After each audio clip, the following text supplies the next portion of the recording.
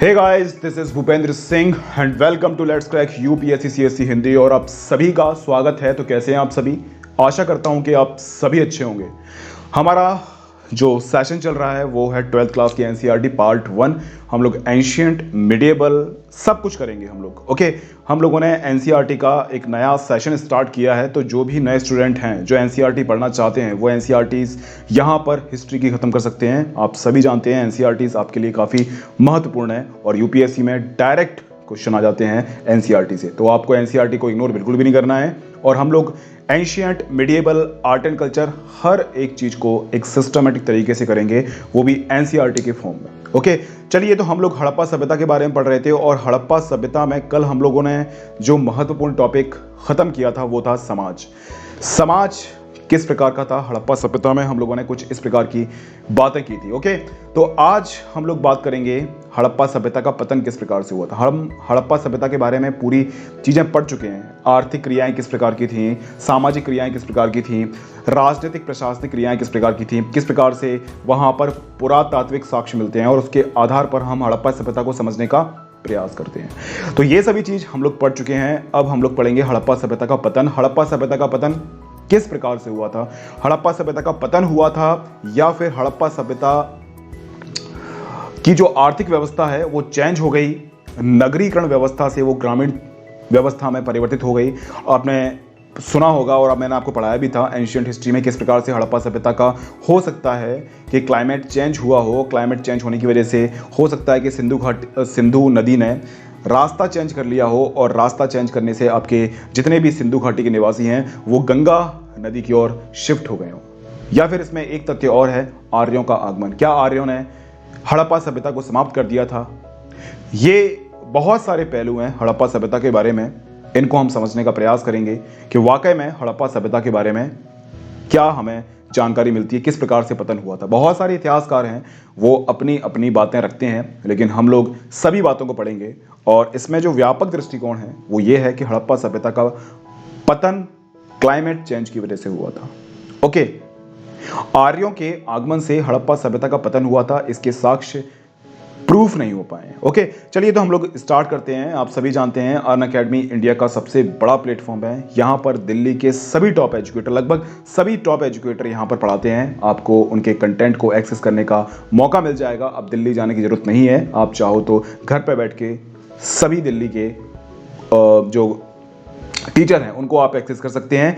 अगर आप अनअकैडमी को ज्वाइन करोगे तो यहाँ पर डायरेक्ट आप एजुकेटर के साथ अपने डाउट पूछ सकते हैं। एक डाउट क्लियरिंग सेशन होता है।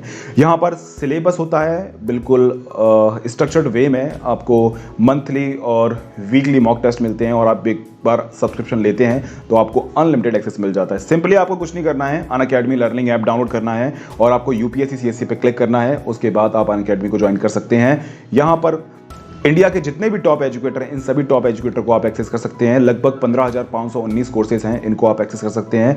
इसकी जो फीस के बारे में बच्चे अक्सर पूछते हैं, सर फीस क्या है? प्लस की जो फीस है 1 साल, 2 साल और 3 साल की, आप देख सकते हैं 49,500, 72,000 और 90,000। इसमें आपको 10% का डिस्काउंट मिलेगा। यहाँ पर आपको रेफरल कोड में BS Live कोड का यूज़ करना है। जैसे ही आप BS Live कोड का यूज़ करोगे इंस्टेंटली आप 10% का डिस्काउंट पालोगे और आपकी फीस घटकर 44,550 रुपीज़ आपकी हो जाएगी। एक है आपके पास आइकॉनिक, जो भी बच्चे बिल्कुल जीरो लेवल से स्टार्ट करना चाहते हैं, उसको 1% भी नॉलेज नहीं है कि यूपीएससी में किस प्रकार से आंसर राइटिंग करते हैं, किस प्रकार से तैयारी करते हैं, तो उसको एक पर्सनल कोच प्रोवाइड करवाया जाएगा। ओके, वो समय समय पर उसकी सहायता करेगा किस प्रकार से तैयारी करनी है। ओके, यहाँ पर आपके पास ऑप्शनल के भी कोर्सेज हैं। आप चाहो तो जीएस आपने कर लिया तो जीएस आप कर लीजिए। ऑप्शनल अकेला चाहते हो तो ऑप्शनल के लिए भी यहाँ पर 1 साल, 2 साल और 3 साल का यहाँ पर कोर्स अवेलेबल है। यहाँ पर भी आपको BS Live कोड का यूज़ करना है। यहाँ पर 10% का डिस्काउंट आपको मिलेगा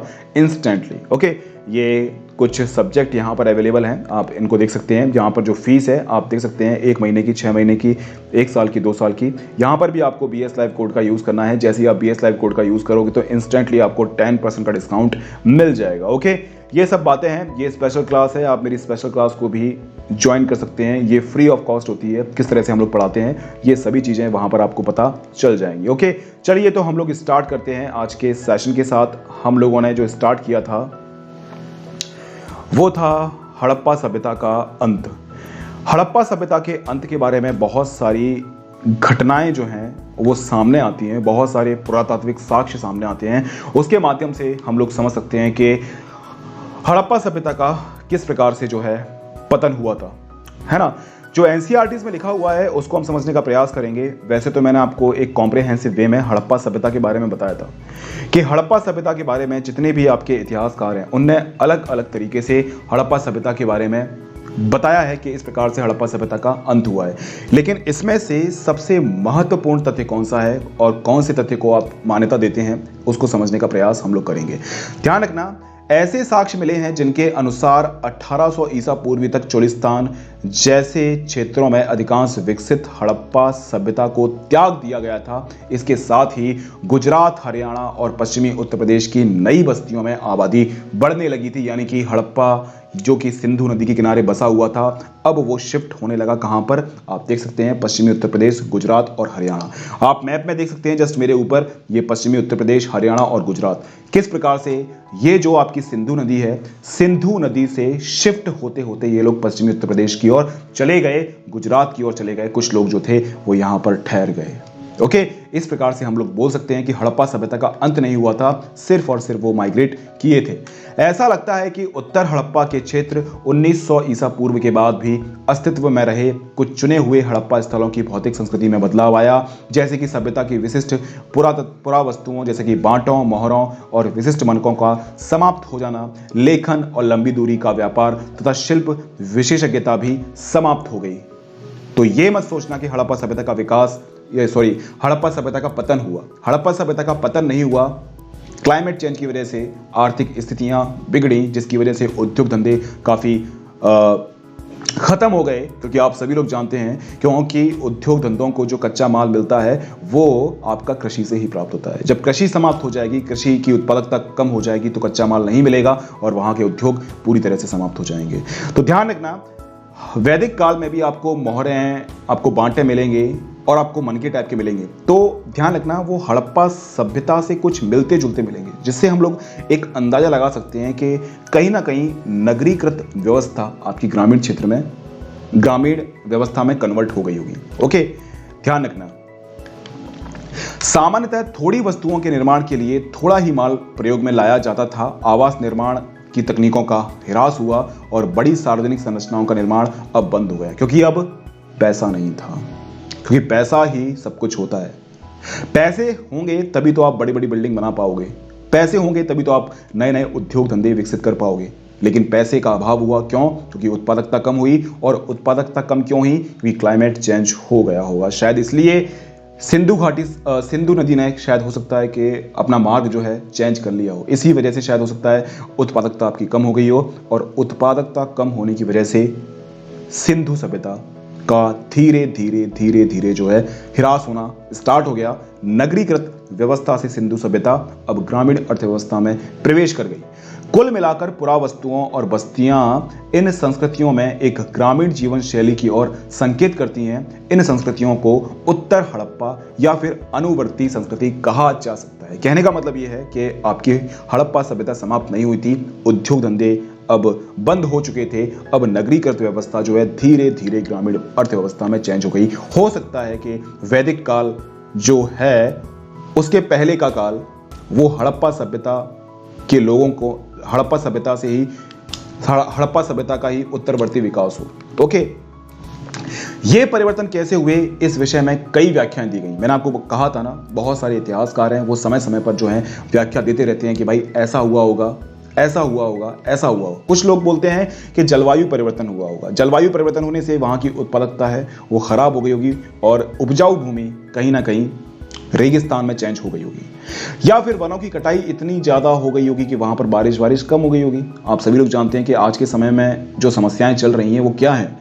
वनों की कटाई चल रही है। आज भी तो हम लोग बोल रहे हैं कि वनों को मत काटो। अगर वनों को काटोगे तो पर्यावरण का ह्रास होगा, क्लाइमेट चेंज होगा। क्लाइमेट चेंज की जो गति है वो एकदम से बढ़ जाएगी। ओके, तो हो सकता है कि वनों की कटाई हुई हो, या फिर हो सकता है कि सिंधु नदी में काफी बाढ़ आ गई हो और बाढ़ से बचने के लिए वो पश्चिमी उत्तर प्रदेश, हरियाणा और गुजरात की ओर शिफ्ट हो गए हो सकता है कि नदियां सूख गई हो सकता है कि नदियों ने मार्ग चेंज कर लिया हो सकता है कि भूमि का अत्यधिक उपयोग किया गया हो, जिससे कि आपकी उत्पादकता प्रभावित हो।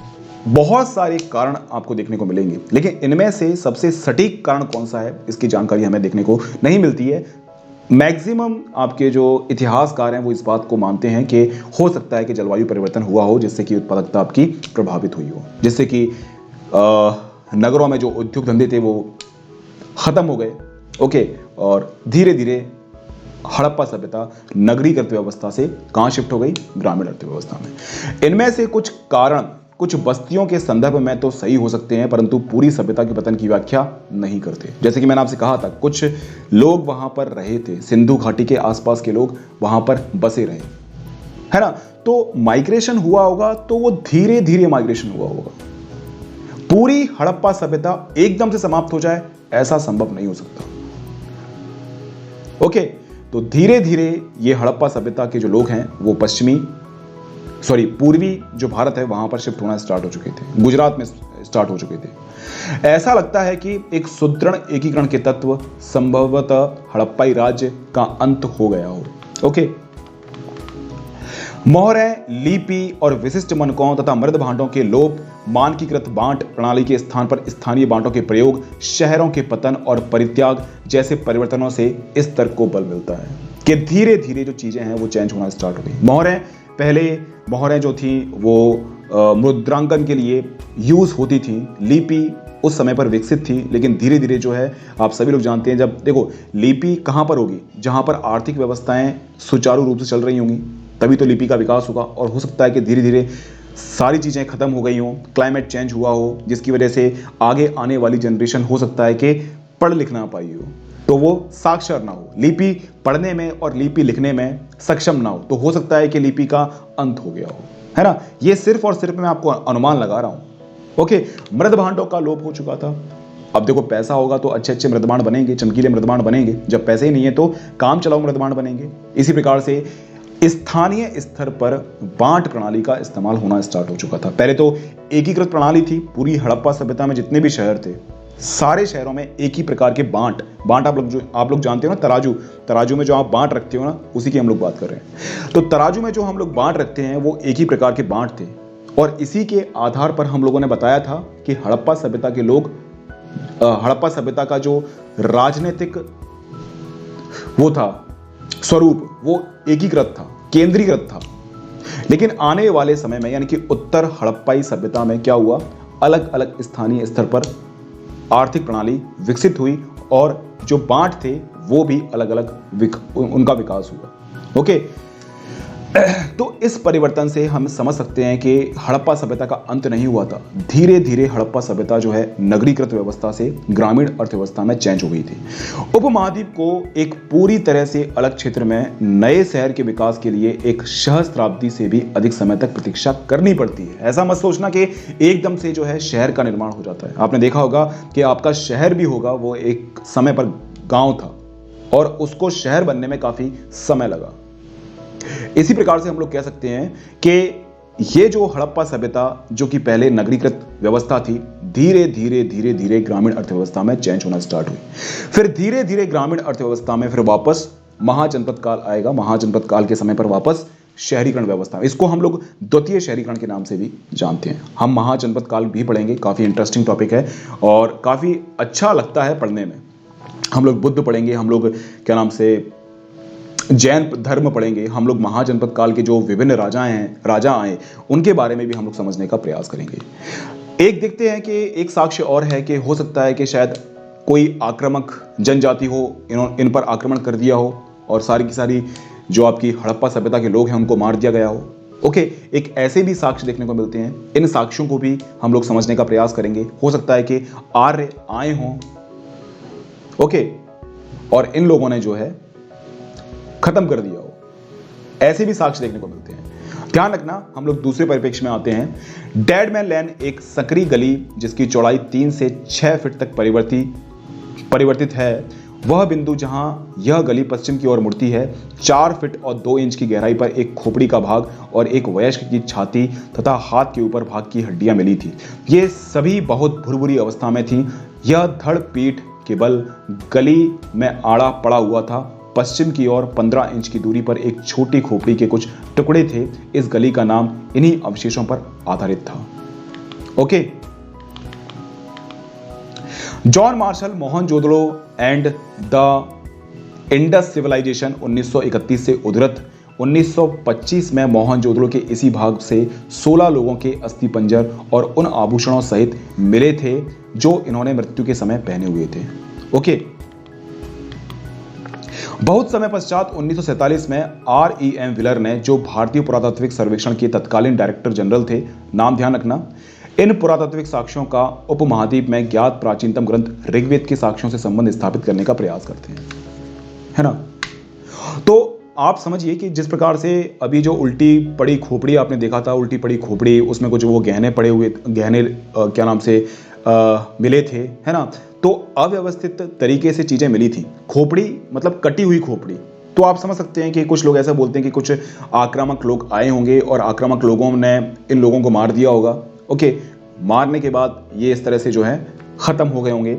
अब जाके जब इनके अस्थि पंजर मिले हैं तब समझ में आया है कि हो सकता है कि कोई आक्रामक जनजाति ने इन पर आक्रमण किया हो। लेकिन पूरी की पूरी हड़प्पा सभ्यता खत्म हो जाए, ये कहना एक अनुचित बात हो सकती है मेरे हिसाब से। तो ओके, आप भी ये इस बात पर सहमत नहीं होंगे कि पूरी की पूरी हड़प्पा सभ्यता को किसी आक्रामक जनजाति ने खत्म कर दिया हो, है ना।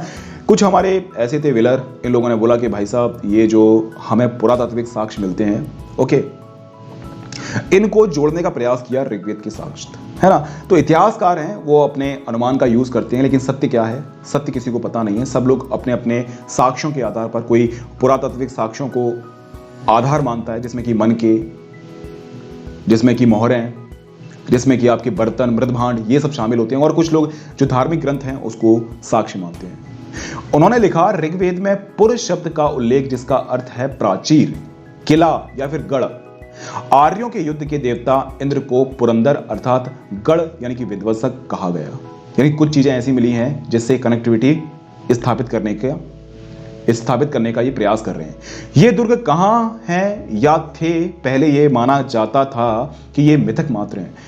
आप समझिए, ऋग्वेद में जो दुर्ग कहा है, ऋग्वेद में जो पुरंदर कहा है, किसको ये पुरंदर कहा गया है, किसको ये पुरंदर कहा गया है, इंद्र देवता को। और आप समझिए, ये जो प्राचीर है, बड़ी बड़ी हड़प्पा सभ्यता में आपने देखा होगा पश्चिमी क्षेत्र जो होता है वो एक बड़ी प्राचीर से घिरा हुआ होता है। तो कहीं ना कहीं ये ऋग्वेद से कनेक्ट करने का प्रयास करते हैं कि हड़प्पा सभ्यता कहीं ना कहीं इन सब चीजों से जुड़ी हुई थी।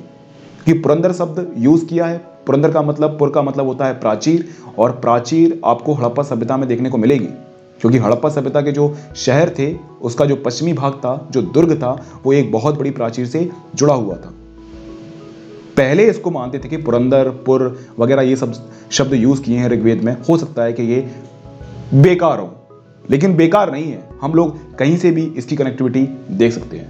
हड़प्पा में हाल ही में उत्खननों से ने मानो परिदृश्य बदल लिया हो। यहाँ हम मुख्यतः अनार्य प्रकार की एक बहुत विकसित सभ्यता पाते हैं, जिसमें अब तक प्राप्त जानकारी के अनुसार विशाल किलेबंदी की गई थी। यह सुदृढ़ रूप से स्थिर सभ्यता कैसे नष्ट हुई, इस बात का अनुमान लगाना, इस बात का साक्ष्य प्राप्त करना एक मुश्किल बात है। ओके, क्योंकि वैदिक सभ्यता से पहले भी एक सुसभ्य शहरीकृत व्यवस्था थी, सभ्यता थी, किस प्रकार से नष्ट हो गई, ये एक बहुत बड़ा मुद्दा है हड़प्पा सभ्यता के बारे में, हड़प्पा सभ्यता के पतन के बारे में। बहुत सारे इतिहासकार हुए, वो अनेक अन्य साक्ष्यों के माध्यम से अलग अलग अनुमान लगा रहे हैं, लेकिन अनुमान अभी तक अनुमान ही है, अभी तक प्रूफ नहीं हो पाया है कि चीजें थी कैसे, क्या था, क्या हो सकता है। ओके, ध्यान रखना, हो सकता है कि जलवायु संबंधी, आर्थिक और राजनीतिक हिरास ने इसे कमजोर कर दिया हो, पर अधिक संभावना इस बात की है कि जानबूझकर बड़े पैमाने पर किए गए विनाश ने इसे अंतिम रूप से समाप्त कर दिया गया हो। कहा गया है कि जानबूझकर, कुछ लोग तो जलवायु संबंधी, अभी मैंने आपको पढ़ाया था कि क्लाइमेट चेंज हुआ हो, नदी ने मार्ग चेंज कर लिया हो, उत्पादकता घट गई हो, जिसकी वजह से जो है आपके उद्योग धंधे बंद हो गए हो और धीरे धीरे शिफ्ट हो गई हो नगरीकृत व्यवस्था ग्रामीण व्यवस्था में।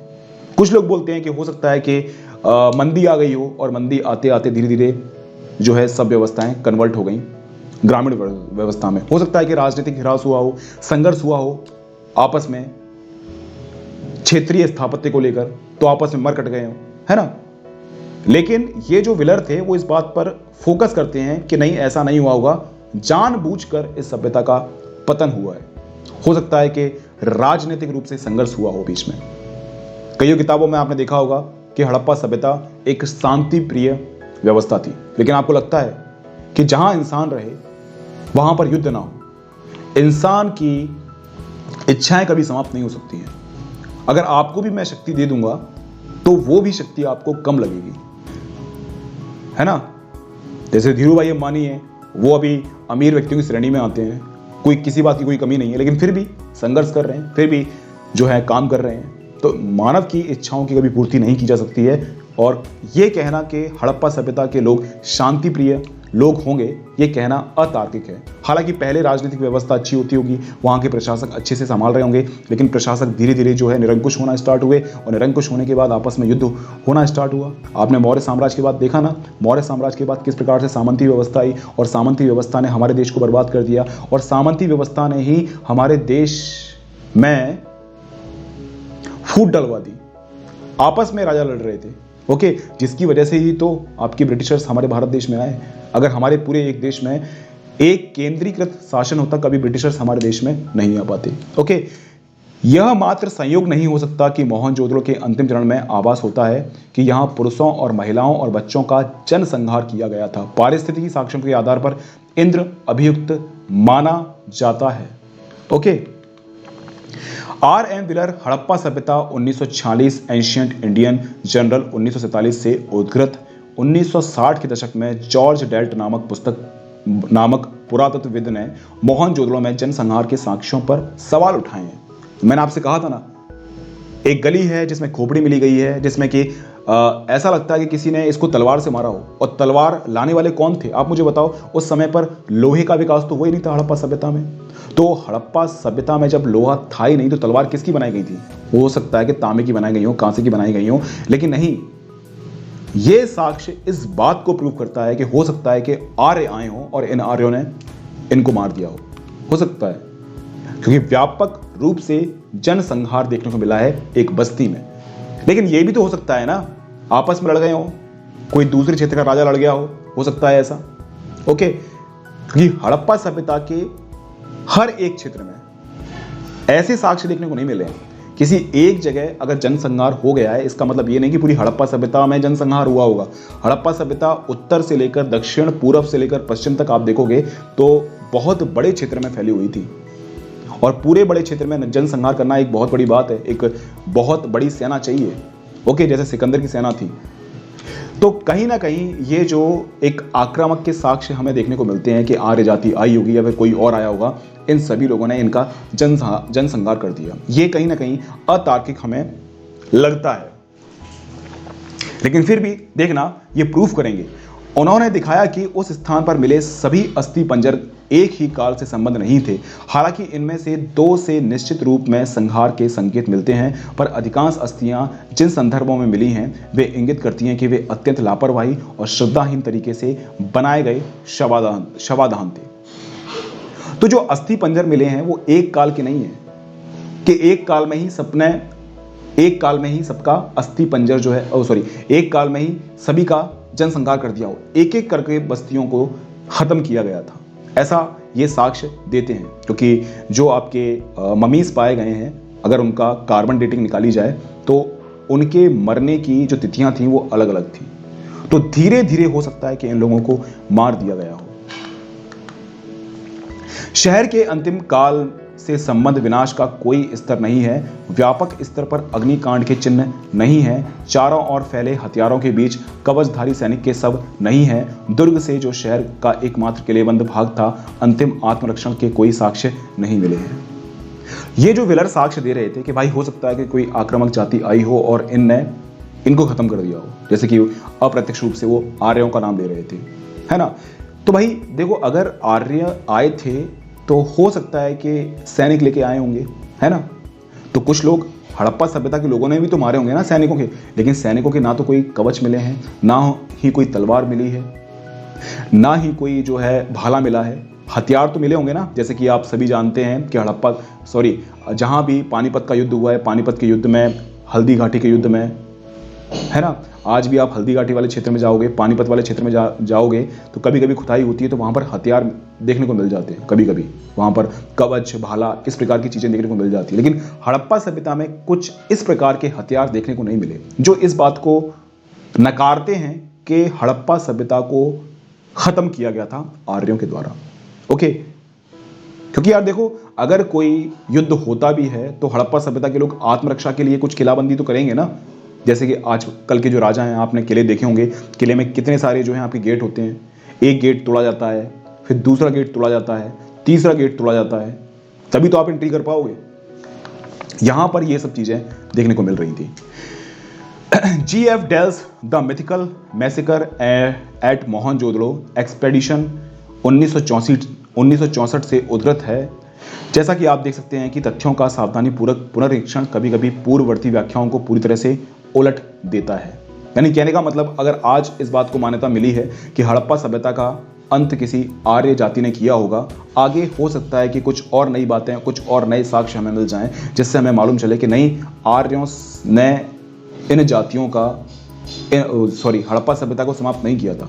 ये खुद ही संघर्ष में, या फिर क्लाइमेट चेंज की वजह से, या फिर नदियों के मार्ग में परिवर्तन की वजह से खत्म हो गए। ओके, ध्यान रखना, ये सब चीजें हैं जो आपको देखने को मिलेंगी हड़प्पा सभ्यता के बारे में।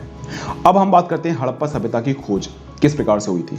अब तक हमने हड़प्पा सभ्यता के विभिन्न पहलुओं का विश्लेषण इस संदर्भ में किया कि किस प्रकार पुरातत्वविदों ने भौतिक अवशेषों से प्राप्त साक्ष्यों के माध्यम से एक आकर्षक इतिहास के अलग अलग अंशों को एक साथ जोड़ा। लेकिन एक और कहानी भी है कि किस प्रकार पुरातत्वविदों ने सभ्यता की खोज की। देखो, साक्ष्य मिलते गए, अनुमान लगाते गए, साक्ष्य मिलते गए, अनुमान लगाते गए, तो आपका जो इतिहास है हड़प्पा सभ्यता के बारे में, ये कालखंडों में और अलग अलग इतिहासकारों ने अपने अपने हिसाबों से बनाया था। और ध्यान रखना, ये इतिहासकार अपने अपने अनुमान से हड़प्पा सभ्यता के बारे में कुछ बता रहे हैं, फिर अंतिम रूप से इन सभी के तथ्यों को जोड़कर हड़प्पा सभ्यता के बारे में एक सामान्य जानकारी प्राप्त की गई। लेकिन फिर भी ये सटीक है या फिर नहीं है, इसके बारे में हमें जानकारी नहीं है। जब टाइम मशीन इजाद हो जाएगी तब इतिहास को सही लिखा जाएगा कि इतिहास में हुआ क्या था, हड़प्पा सभ्यता खत्म कैसे हुई थी। ओके, अभी तक सिर्फ और सिर्फ अंदाजा लगाया जा रहा है। अब ध्यान रखना, हड़प्पा सभ्यता की खोज के बारे में बात कर रहे हैं। जब हड़प्पा सभ्यता के शहर नष्ट हो गए तो लोग धीरे धीरे उनके विषय में सब कुछ भूल गए। जब लोग ने इस क्षेत्रों में सहस्त्राब्दी के बाद रहना आरंभ किया, तब वे यह नहीं समझ पाए कि बाढ़ या मिट्टी के कटाव के कारण खेत की जुताई के समय या फिर खजाने के लिए खुदाई के समय यदाकदा धरती की सतह पर आने वाली अपरिचित पुरा वस्तुओं का क्या अर्थ लगाया जाए। देखो, हड़प्पा सभ्यता खत्म हो गई, एक लंबे समय तक वहां पर कोई रहा नहीं, और ये हड़प्पा सभ्यता के जो नगर थे ना, वो धूल मिट्टी एक के बाद एक परत जमती गई, और ये सभी जो हैं, सारे नगर जो हैं दब गए। और हो सकता है कि इतनी बाढ़ आई हो सिंधु नदी में कि बाढ़ के साथ जो गाद है, आप सभी लोग जानते हैं ना, बाढ़ के साथ क्या है, मिट्टी वगैरह सब कुछ आती है। तो हो सकता है कि इतनी अधिक बाढ़ आई हो जिसके कारण जो बाढ़ का जो गाद होती है ना, उस गाद ने पूरी हड़प्पा सभ्यता के जो मकान थे उनको नष्ट कर दिया, यानी कि दबा दिया। फिर एक लंबे समय अवधि तक यहां पर कोई भी रहने नहीं आया। फिर धीरे धीरे यहां पर जो है मानव बस्तियों का निर्माण होना स्टार्ट हुआ। फिर से लोग बाग पूर्वी क्षेत्रों से, यानी गंगा का जो बेसिन है वहां से शिफ्ट होते होते डायरेक्ट पश्चिमी क्षेत्र में बसना स्टार्ट हुए। फिर उन लोगों ने जब खुदाई करी, खुदाई करने के बाद उनको सिक्के मिले, मनके मिले, मृदभांड मिले,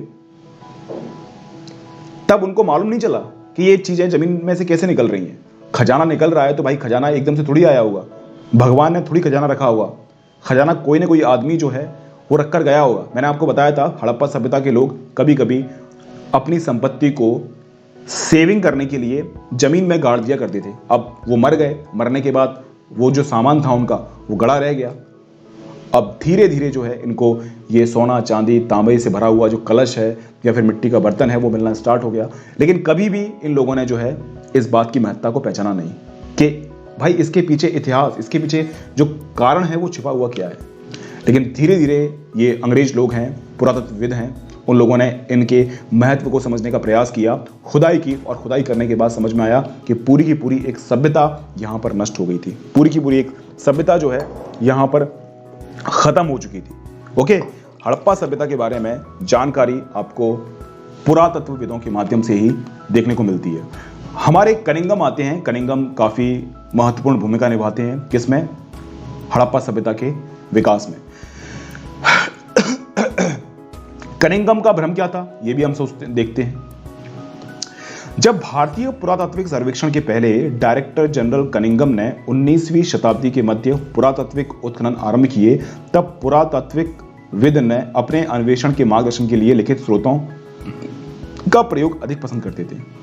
देखो, कनिंगम ने बोला कि भाई देखो, हमें ये पुरातात्विक साक्ष्य मिले हैं, हमें मन के मिले हैं, हमें मृदबांड मिले हैं, हमें अभिलेख मिले हैं, इसके माध्यम से हम हड़प्पा सभ्यता के बारे में जानकारी ले सकते हैं। लेकिन कुछ इतिहासकार थे, वो धार्मिक स्रोत, साहित्यिक स्रोत या फिर अभिलेख को आधार मानते थे। देखो, मैंने आपको बताया था स्टार्टिंग में, आपको याद होगा शायद अगर आपने एंशिएंट हिस्ट्री पढ़ी हो, कि इतिहास को जानने के कुछ स्रोत होते हैं, जिसमें कि हम लोगों ने साहित्यिक स्रोत की बात की थी। साहित्यिक स्रोत को हम लोगों ने दो भागों में डिवाइड किया था। कौन सा? एक था आपका धार्मिक और एक था आपका अधार्मिक। ओके, एक हम लोगों ने बात की थी, कुछ मिलते हैं आपके पुरातात्विक साक्ष्य और कुछ मिलते हैं आपके विदेशी विवरण।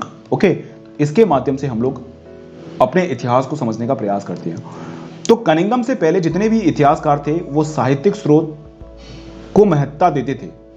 इसके अलावा विदेशी विवरण है, इसको महत्व देते थे कि भाई ऐसा उन लोगों ने अपनी किताबों में लिखा है, और किताबों में लिखा है तो कुछ फील तो किया होगा, समाज को देखा होगा, व्यवस्थाओं को देखा होगा, तब जाकर किताबों को लिखा होगा। आजकल का साहित्य आप देखोगे तो आजकल का जो साहित्य लिखा जाता है वो आज के समाज को दर्शाता है। इसी प्रकार से कनिंगम के साथ के जो पुरातत्वविद थे वो पुरातात्विक साक्ष्यों के माध्यम से हड़प्पा सभ्यता के समाज के बारे में जानकारी एकत्रित करना अतार्किक समझते थे, कोई मतलब नहीं है। लेकिन धीरे धीरे देखना, कनिंगम भाई साहब हमारे जो हैं हार नहीं मानेंगे, खुदाई वुदाई करना स्टार्ट करेंगे, और धीरे धीरे इतने सारे साक्ष्य मिलते हैं इन लोगों को कि इनको मजबूरन पुरातात्विक साक्ष्यों को आधार मानते हुए हड़प्पा सभ्यता के इतिहास के बारे में कुछ ना कुछ लिखना पड़ता है। ओके, क्योंकि आप सभी लोग जानते हैं हड़प्पा सभ्यता के बारे में कोई जानता नहीं था, कोई साहित्यिक स्रोत नहीं थे, और जो कुछ भी लिपियां लिखी हुई थी वो सिक्कों में, मनकों में लिखी हुई थी, और लिपि को तो हम लोग पढ़ नहीं पाए हैं। ओके, लिपि को तो हम लोग पढ़ नहीं पाए हैं।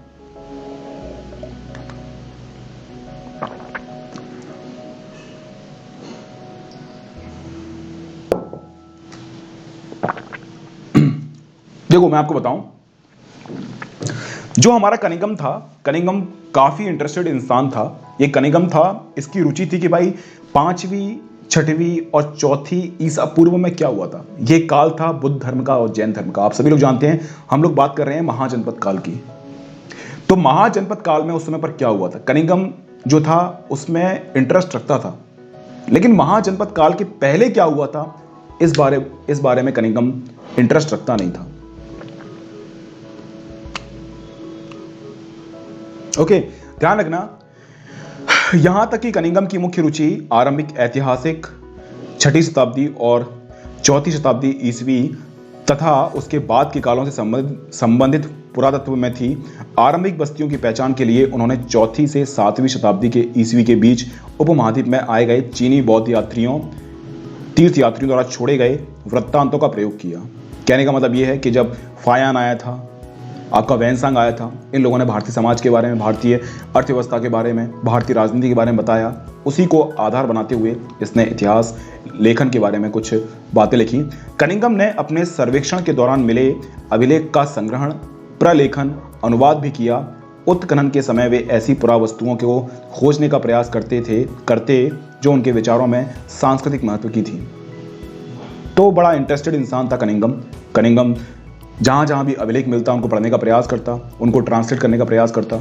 ओके, पुरातात्विक जो वस्तुएं हैं उनको खोजने का प्रयास करता और अनुमान लगाता कि यार पहले के टाइम पर इस तरह की चीजें हुई होंगी। तो ध्यान रखना, ये कनिंगम की एक बहुत बड़ी भूमिका है हड़प्पा सभ्यता के इतिहास के बारे में। ओके, हड़प्पा जैसे पुरा स्थल जो चीनी या तीर्थयात्रियों की यात्रा कार्यक्रम का हिस्सा नहीं था, जो एक आरंभिक ऐतिहासिक शहर नहीं था, कनिंगम के अन्वेषण के ढांचे में उपयुक्त नहीं बैठता। ध्यान रखना, कनिंघम ने सिर्फ और सिर्फ चीनी तीर्थयात्रियों के साहित्यों के माध्यम से भारतीय समाज को समझने का प्रयास किया।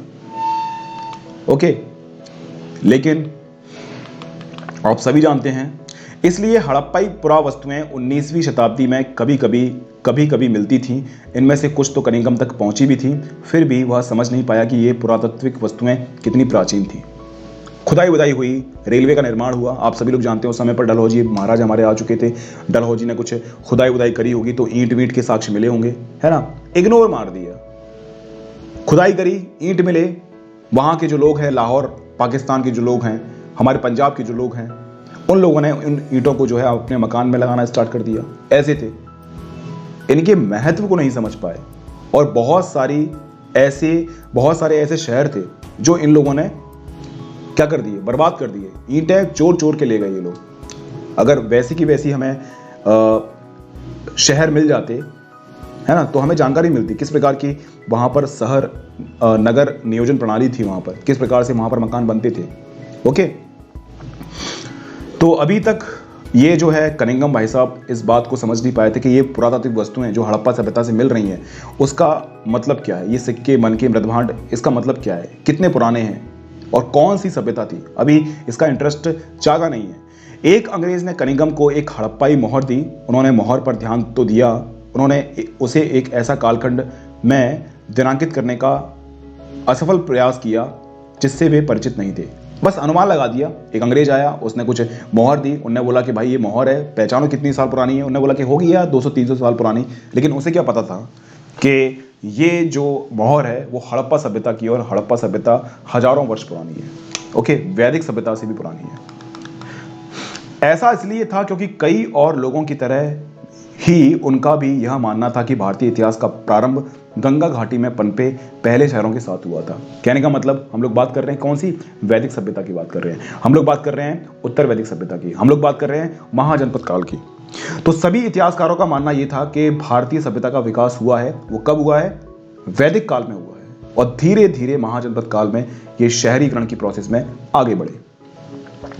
उनकी सुनिश्चित अवधारणा के चलते यह कोई आश्चर्य की बात नहीं थी कि हड़प्पा के महत्व को समझने में वे चूक गए।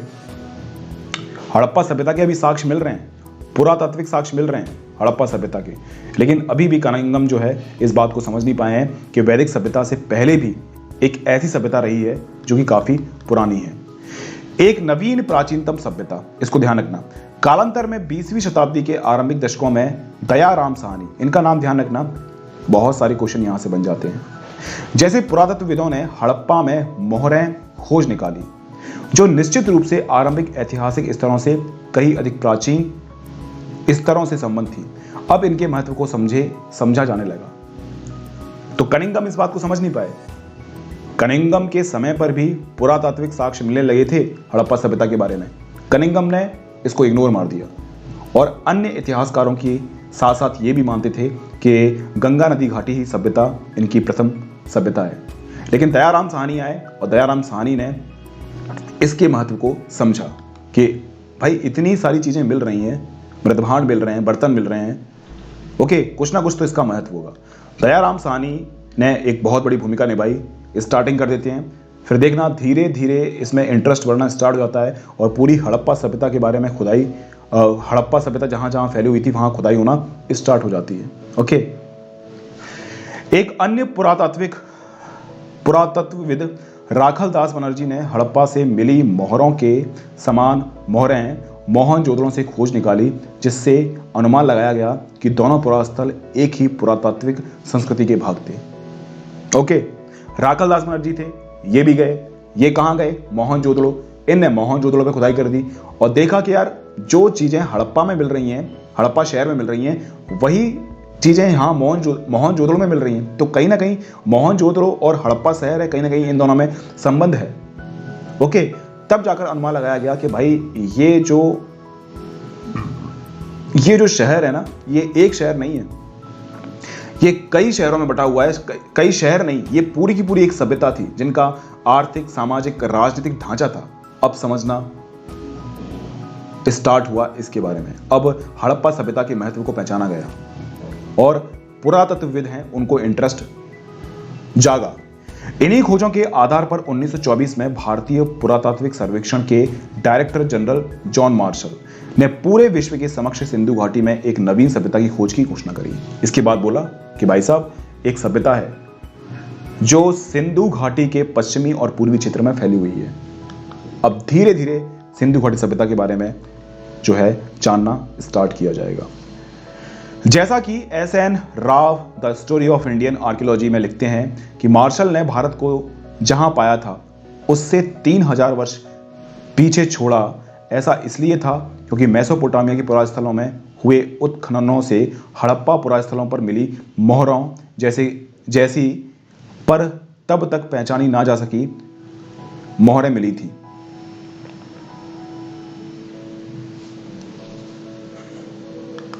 ओके, तो कहीं ना कहीं ये समझ में आया। पहले बोलते थे कि भाई मेसोपोटामिया की सभ्यता है वही सबसे पुरानी सभ्यता है, लेकिन जब यहां पर भी मोहरें वगैरह मिली कुछ चीजें, ओके, तब समझ में आया कि भाई मेसोपोटामिया और हड़प्पा सभ्यता समकालीन है, कहीं ना कहीं मिलती जुलती मोहरें देखने को मिली।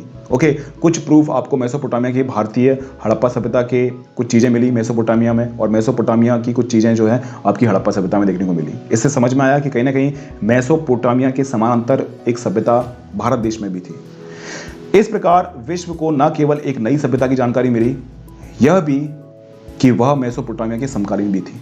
ओके, कुछ साक्ष्य आपको, कि मैंने आपको बताया था कि हड़प्पा सभ्यता के वस्तुओं के आयात निर्यात होते थे मेसोपोटामिया सभ्यता से। ओके, इससे समझ में आता है कि मेसोपोटामिया ही सबसे प्राचीन नहीं है, भारत में भी एक ऐसी सभ्यता थी जो कि हड़प्पा सभ्यता थी। भारतीय पुरातात्विक सर्वेक्षण के डायरेक्टर जनरल के रूप में जॉन मार्शल का कार्यकाल वास्तव में भारतीय पुरातत्व में एक व्यापक परिवर्तन लेकर आया। ओके, देखो, कनिंघम ने स्टार्ट की थी, राखलदास बनर्जी आए, उन्होंने थोड़ा सा प्रोसेस को और आगे बढ़ाया, फिर जॉन मार्शल आए, और जॉन मार्शल ने तो घोषणा ही कर दी कि हड़प्पा सभ्यता नाम की कोई चीज है। अब यहां से स्पीड पकड़ जाएगी इस सभ्यता को जानने के लिए। बहुत सारे विदेशी पुरातत्वविद आएंगे और यहाँ पर खोज करेंगे, और खोज करने के बाद अनुमान लगाएंगे कि हड़प्पा सभ्यता इस प्रकार की थी, हड़प्पा सभ्यता का समाज इस प्रकार का था, हड़प्पा सभ्यता की सामाजिक व्यवस्था, राजनीतिक व्यवस्था इस प्रकार की थी, है ना। सब लोग पुरातात्विक साक्ष्यों के माध्यम से हड़प्पा सभ्यता को समझने का प्रयास करेंगे। ध्यान रखना, पुरातात्विक साक्ष्यों के माध्यम से हड़प्पा सभ्यता को समझने का प्रयास करेंगे। लेकिन सटीक जानकारी किसी को भी नहीं है अभी, क्योंकि हमें अभी तक साहित्यिक स्रोत नहीं मिले हैं हड़प्पा सभ्यता में। लिपि तो मिली है, लेकिन कोई भी साहित्यिक स्रोत नहीं मिले। अगर साहित्यिक स्रोत मिल जाते और हम लोग लिपि को पढ़ लेते तो हो सकता था कि हड़प्पा सभ्यता के बारे में हम लोग सटीक जानकारी दे सकें। जिस प्रकार से आप समझ सकते हैं कि हम लोगों ने वैदिक काल में जो भी जानकारी प्राप्त की है वो सटीक जानकारी है। हालांकि थोड़ा बहुत चेंजेस हो सकते हैं, लेकिन फिर भी सटीक जानकारी आपको देखने को मिलती है कहां पर, वैदिक काल में। ओके, वैदिक काल में फिर भी आपको एक सटीक जानकारी देखने को मिलती है। आगे हम लोग बात करते हैं, कुछ और भी बातें हैं जो आपको ध्यान में रखनी है।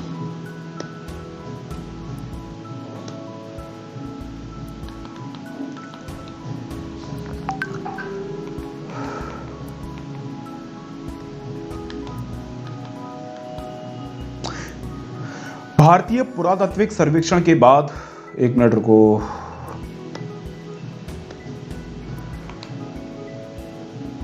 भारतीय पुरातात्विक सर्वेक्षण के डायरेक्टर जनरल के रूप में जॉन मार्शल का कार्यकाल वास्तव में भारतीय पुरातत्व का में एक व्यापक परिवर्तन का काल था, है ना। आप सभी इस बात को जानते हैं किस प्रकार से इन लोगों ने जो है काम किया था। ओके,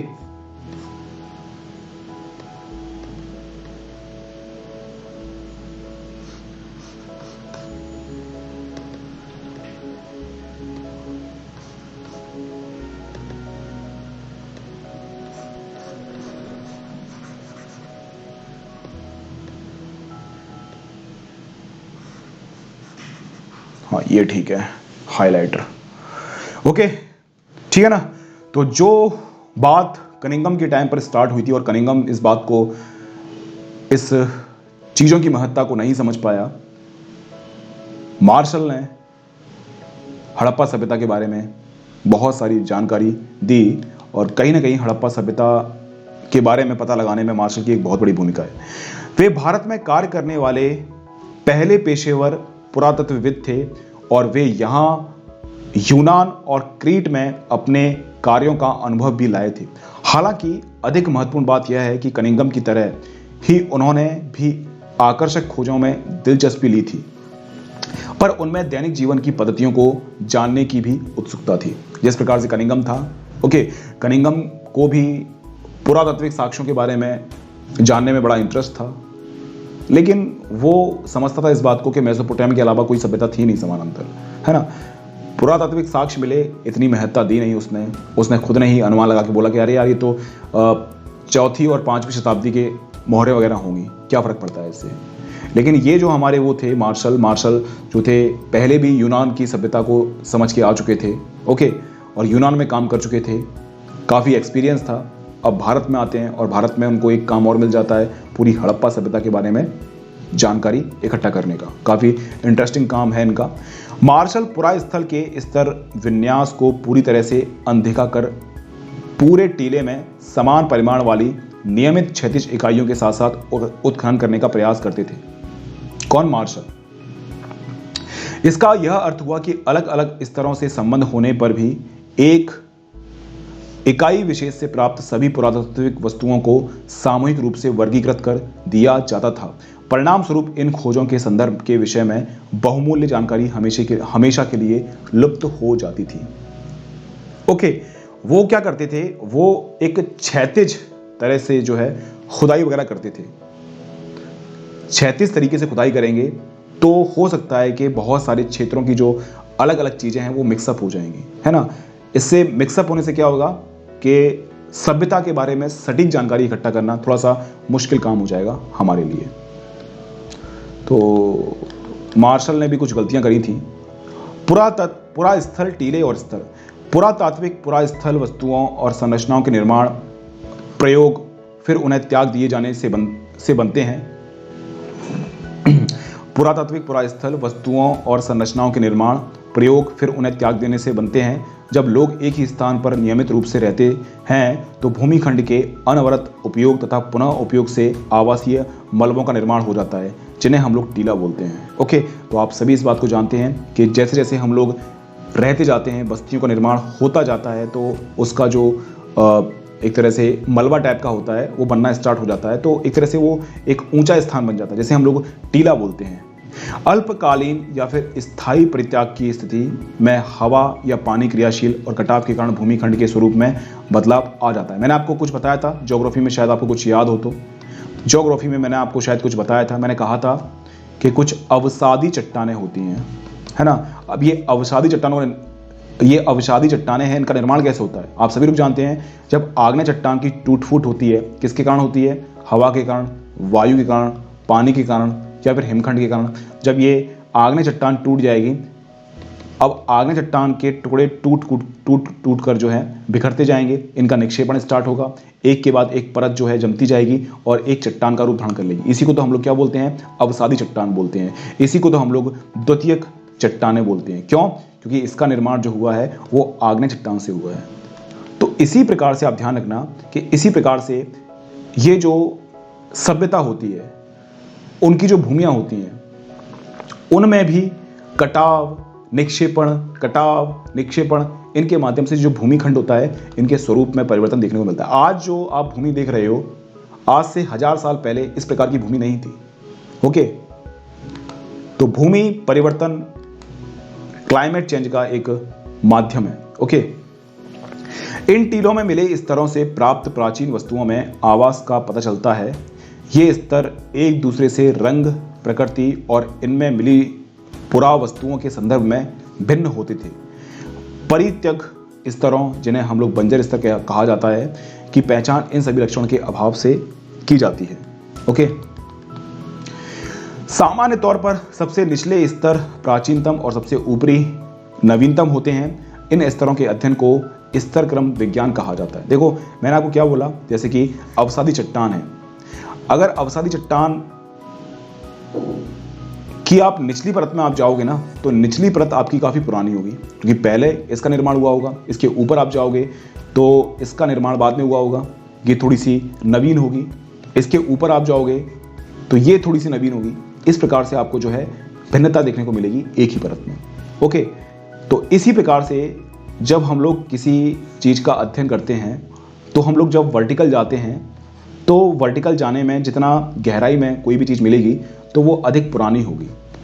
ओके, इस तरह से मिली पुरावस्तुओं को विशेष सांस्कृतिक कालखंडों से संबंध किया जा सकता है, जिससे एक पुरा स्थल का पूरा सांस्कृतिक क्रम पता चल सकता है। ओके, तो हमें कभी भी अगर खुदाई करनी है तो हमें क्षैतिज खुदाई ना करते हुए हमें लंबवत खुदाई करना चाहिए। ओके, नई तकनीकी तथा प्रश्न की हम लोग बात करते हैं। 1944 में भारतीय पुरातात्विक सर्वेक्षण के डायरेक्टर जनरल बने R.E.M. विलर ने इस समस्या का निदान किया। विलर ने पहचाना कि एक समान क्षैतिज इकाइयों के आधार पर खुदाई की बजाय टीले के स्तर विन्यास का अनुसरण करना अधिक आवश्यक था। साथ ही सेना के पूर्व ब्रिगेडियर के रूप में उन्होंने पुरातत्व की पद्धति में एक सैनिक परिशुद्धता का समावेश भी किया।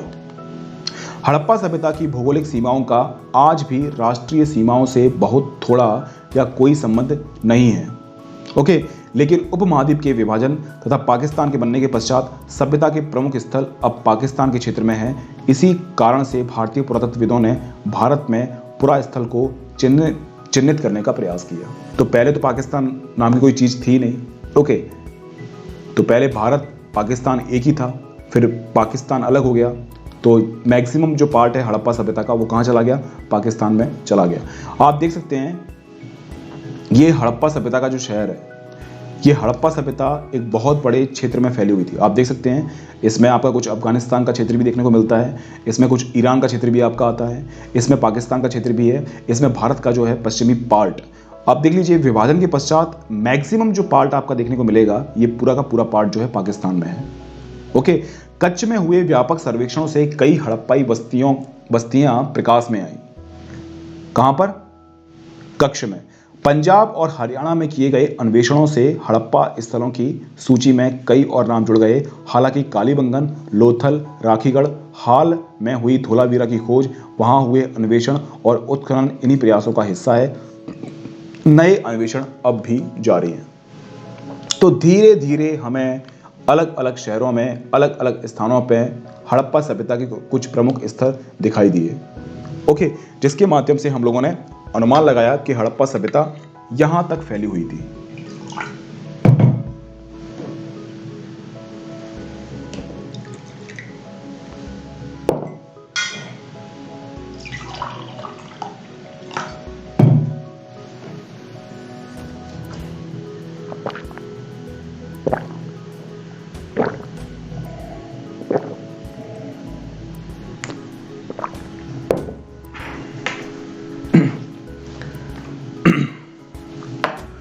आगे हम लोग देखते हैं और क्या बातें हैं। इन दशकों में नए प्रश्न महत्वपूर्ण हो गए। यहां कुछ पुरातत्वविद आमतौर पर सांस्कृतिक उपक्रम का पता लगाने के इच्छुक रहते हैं, वहीं कुछ और विशेष पुरा स्थलों की भौगोलिक स्थिति के पीछे निहित कारणों को समझने का प्रयास करते हैं। वे पुरावस्तुओं रूपी निधि से भी जूझते हैं, उनकी संभावित उपयोगिता को समझने का प्रयास करते हैं। कहने का मतलब ये है कि कुछ इतिहासकार होते हैं, वो किसी पुरातात्विक चीजें होती हैं। ओके,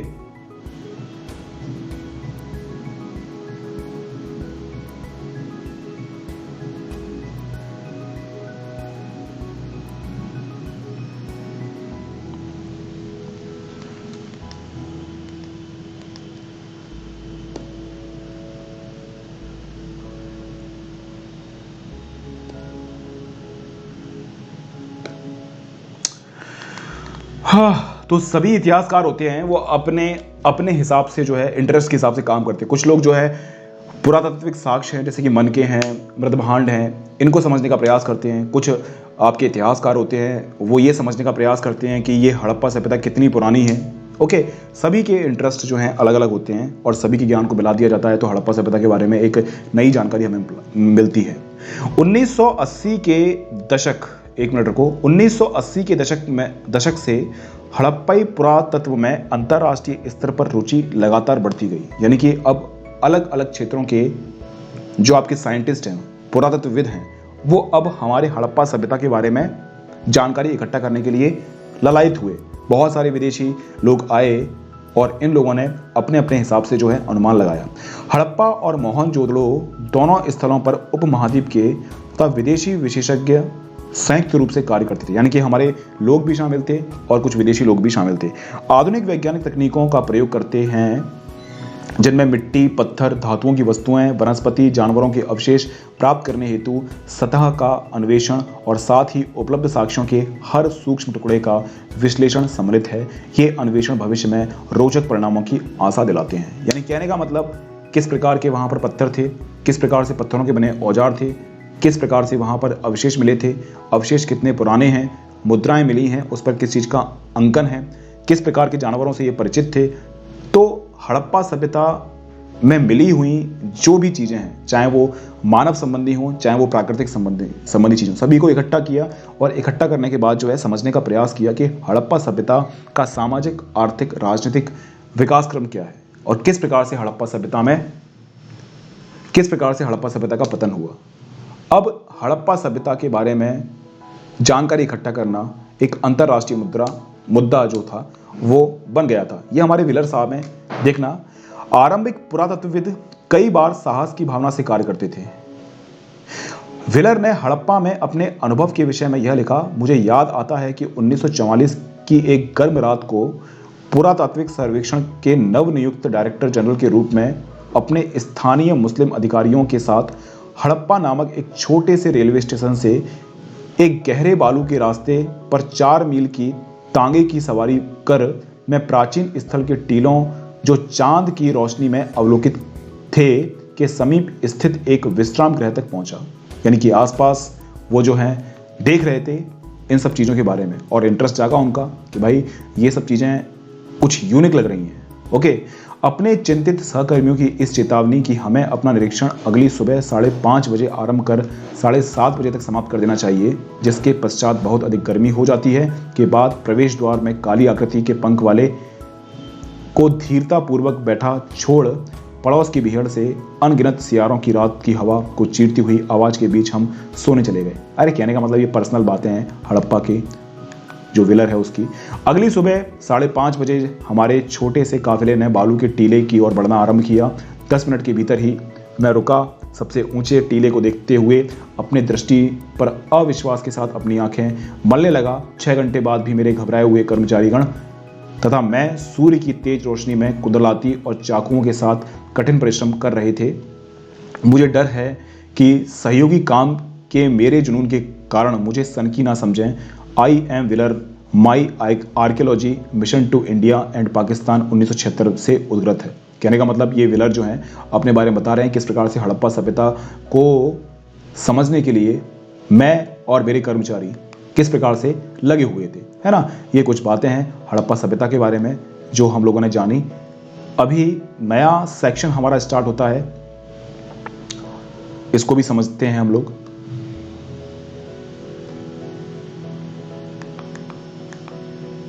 देखो, आप देखोगे एनसीईआरटी में कितनी चीज़ें बिखरी पड़ी हुई हैं, और एनसीईआरटी में कुछ चीज़ें ऐसी भी हैं जो कि छोड़ने वाली हैं, जिस पर आप फोकस ना करो। लेकिन आप किस प्रकार से इस बात को समझ पाओगे कौन सी चीज़ आपके लिए महत्वपूर्ण है, कौन सी चीज़ आपकी छोड़ने वाली है, तो ये कोई विशेषज्ञ ही आपको बता सकता है, उसको खुद को एक्सपीरियंस हो, उसने खुद ने एनसीईआरटी पढ़ी हो। ओके, तो मैंने जो आपको हड़प्पा सभ्यता के बारे में पढ़ाया है, आप मुझे बताओ कि हड़प्पा सभ्यता के बारे में जो मैंने सिस्टमेटिक तरीके से पढ़ाया है वो बेस्ट है या फिर एनसीईआरटी बेस्ट है। ओके, फिर भी देखो मैंने जो आपको नोट्स बनाए हैं हिस्ट्री के, वो सभी सोर्स से इकट्ठा किए हुए कॉम्प्रिहेंसिव वे में नोट्स हैं। मैंने डिवाइड किया सामाजिक, आर्थिक, राजनीतिक, हड़प्पा सभ्यता का पतन, हड़प्पा की शुरुआत किस प्रकार से हुई थी। ओके, चलिए हम लोग एनसीईआरटी में कुछ बातें जो छूट गई हैं उसको भी हम लोग पढ़ लेंगे, क्या जाता है इसमें। अभी तो हमारे पास टाइम है ना। जैसा कि हमने देखा कि हड़प्पाई लिपि से इस प्राचीन सभ्यता को जानने में कोई मदद नहीं मिलती, बल्कि ये भौतिक साक्ष्य हैं जो पुरातत्वविदों को हड़प्पाई जीवन को ठीक प्रकार से पुनर्निर्मित करने में सहायक होते हैं। ये वस्तुएं मृदभांड, औजार, आभूषण, घरेलू सामान हो सकती हैं। कपड़ा, चमड़ा, लकड़ी, सरकंडे जैसे जैविक पदार्थ सामान्यतः सड़ जाते हैं। विशेष रूप से उष्णकटिबंधीय क्षेत्रों में जो वस्तुएं बच जाती हैं वे पत्थर, पक्की मिट्टी और धातुएं होती हैं। देखो, ये जस्ट मेरे ऊपर आपको दिख रही होगी एक आकृति, ये कुछ लैंग्वेज है हड़प्पा सभ्यता की। अब इसके बारे में इसको आप देखोगे लगभग 300 से 400 इन लोगों ने चित्रों का यूज़ किया है। अब 300 से 400 जब इनने चित्रों का यूज़ किया है तो हड़प्पा सभ्यता की लिपि को समझना एक बहुत मुश्किल वाली काम हो जाएगा। हालांकि बहुत सारे जो ऐसे लोग हैं वो हड़प्पा सभ्यता की लिपि को समझने का प्रयास कर रहे हैं, कुछ हद तक जो है सफल हो भी चुके हैं, लेकिन स्पष्ट रूप से हड़प्पा सभ्यता की लिपि को समझा जा सके ऐसा अभी तक पॉसिबल नहीं हो पाया है। ओके, तो अभी जो हमें डिपेंड रहना पड़ता है हड़प्पा सभ्यता के बारे में, वो हमें मृदभांड, औजार, आभूषण और घरेलू सामान जो है उसके आधारों को साक्ष्य मानते हुए हमें सामाजिक, आर्थिक और राजनीतिक व्यवस्थाओं के बारे में जानकारी मिलती है। क्योंकि कुछ चीज़ें ऐसी होती हैं जो कि जैविकीय पदार्थ होते हैं, वो सड़ जाती है। जैसे कपड़ा है, कपड़ा सड़ गया, कपड़े के साथ आपको देखने को नहीं मिलेंगे। चमड़ा है वो भी सड़ गया, लकड़ी है वो भी सड़ गई। तो हमें जो आधार बनाना है वो मृदभांड, औजार, आभूषण और घरेलू सामान, क्योंकि हम लोग लिपि को नहीं बना सकते हैं, क्योंकि लिपि को हम लोग नहीं पढ़ सकते हैं। ओके, यह भी याद रखना आवश्यक है कि केवल टूटी हुई तथा अनुपयोगी वस्तुएं ही फेंकी जाती थीं। अन्य वस्तुएं संभवतः पुनः चक्रित की जाती थी। परिणाम स्वरूप जो बहुमूल्य वस्तुएं अक्षत अवस्था में मिली हैं, या वे तो अतीत में खो गई थीं या फिर संचयन के पश्चात कभी दोबारा प्राप्त नहीं हुई थी। अन्य शब्दों में कुछ खोजें प्रारूपिक की बजाय सांयोगिक होती थी। ये सिर्फ और सिर्फ इस बात की चर्चा कर रहा है कि हम लोगों ने साक्ष्यों का कौन कौन सा आधार बनाया था। खोजों का वर्गीकरण हम लोग देखते हैं।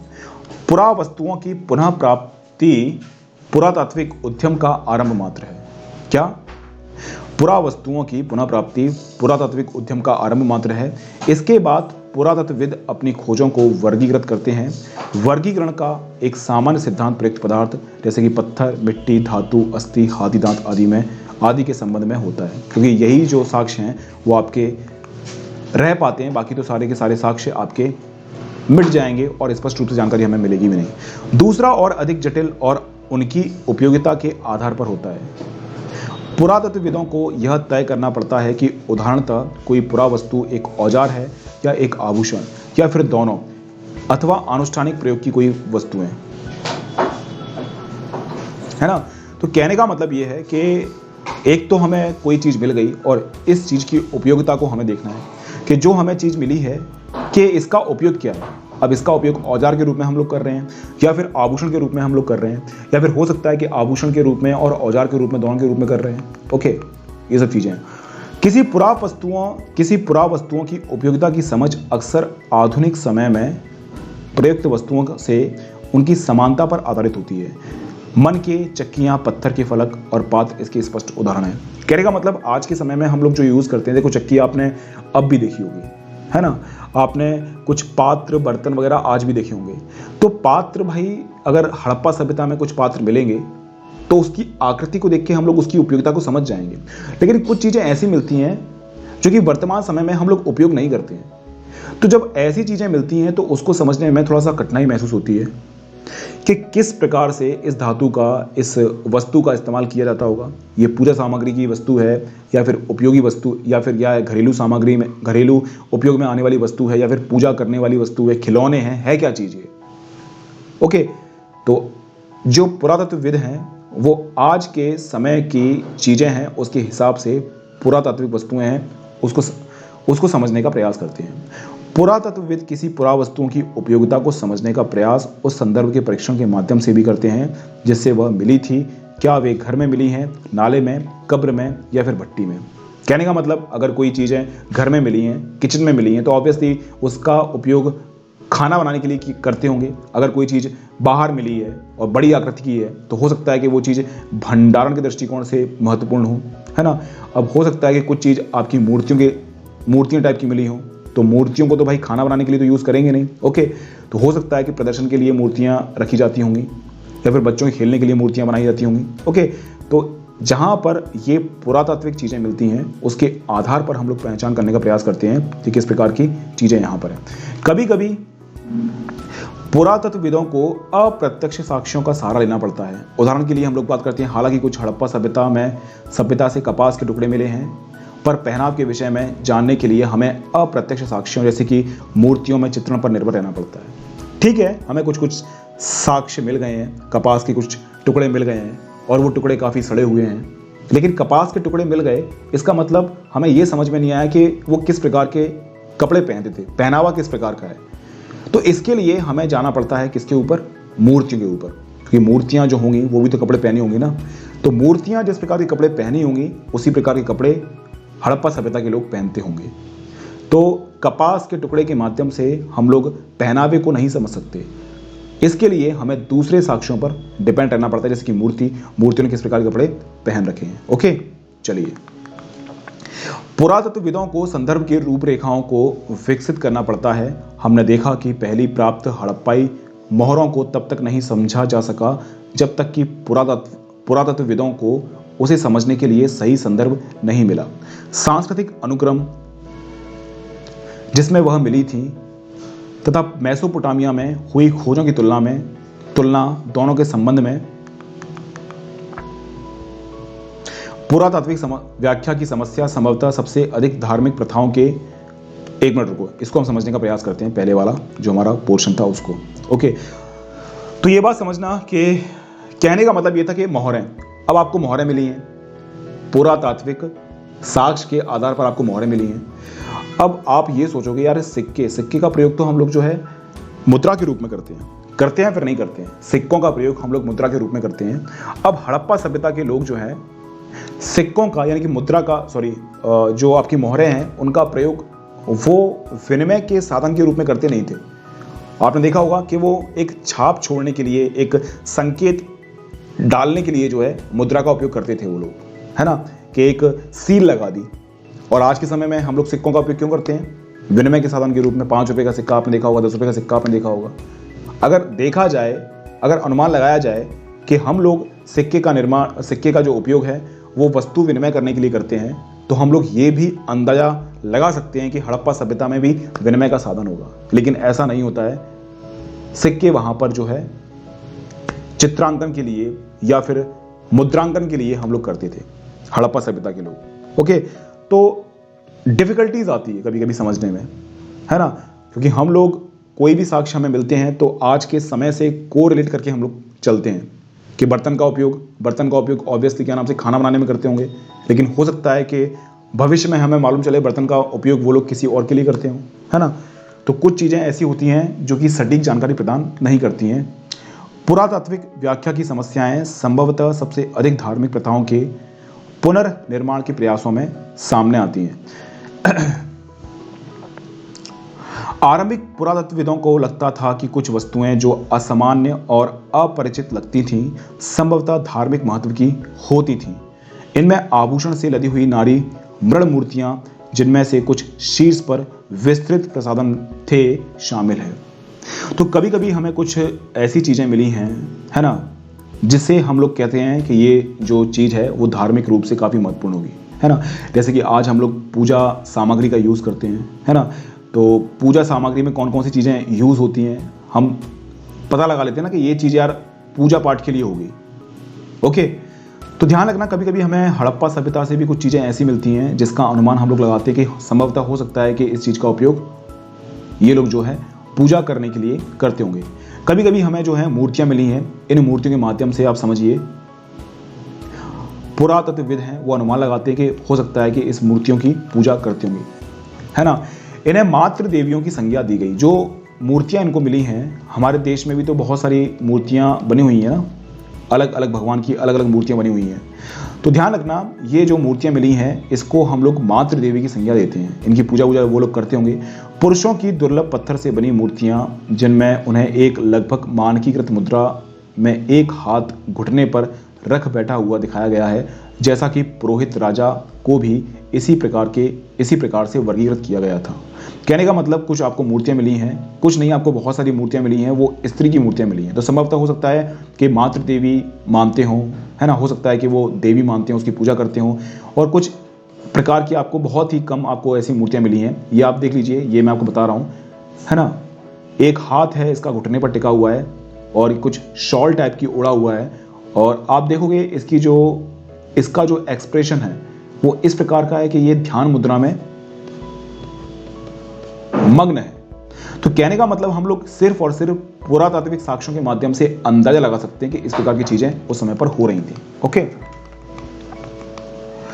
अन्य दृष्टांतों में संरचनाओं को आनुष्ठानिक महत्व का माना गया है। इनमें विशाल स्नानागार और कालीबंगन और लोथल से मिली वेदियां सम्मिलित हैं। तो कुछ चीजें हमें ऐसी मिली हैं जिसके माध्यम से हम समझ सकते हैं कि विशाल जो स्नानागार थे, ओके, ये स्नानागार धार्मिक रूप से काफी महत्वपूर्ण थे। ओके, ये कालीबंगन से मिले हैं हमें और लोथल से मिले हैं हमें। और कुछ स्नानागार ऐसे मिले हैं जिसको देखकर हमें यह समझ में आता है कि ये स्नानागार कहीं ना कहीं मनोरंजन के रूप में इस्तेमाल होते होंगे। तो स्नानागार के भी अलग अलग यूज हो सकते थे। ओके, अब सटीक जानकारी तो हमें पता नहीं है, जब टाइम मशीन आ जाएगी उसके बाद हम लोग देखेंगे कि किस प्रकार से इन स्नानागारों का यूज होता था। मोहरों जिनमें कि कुछ पर संभवतः अनुष्ठान के दृश्य मिले हैं कि परीक्षण से धार्मिक आस्थाओं और प्रथाओं को पुनर्निर्मित करने का प्रयास भी किया गया। कुछ अन्य जिन पर पेड़ पौधे उत्कीर्णित हैं, मान्यता अनुसार प्रकृति की पूजा के संकेत देते हैं। कहने का मतलब हमें जो मोहरें मिली हैं उन मोहरों में कुछ ऐसे चित्र मिले हैं जिससे हमें समझ में आता है कि हड़प्पा सभ्यता के लोग कहीं ना कहीं धर्म को मानते थे। हड़प्पा सभ्यता के लोग पूजा पाठ भी करते थे। हड़प्पा सभ्यता के लोगों में धार्मिक आस्थाएं भी थी, है ना।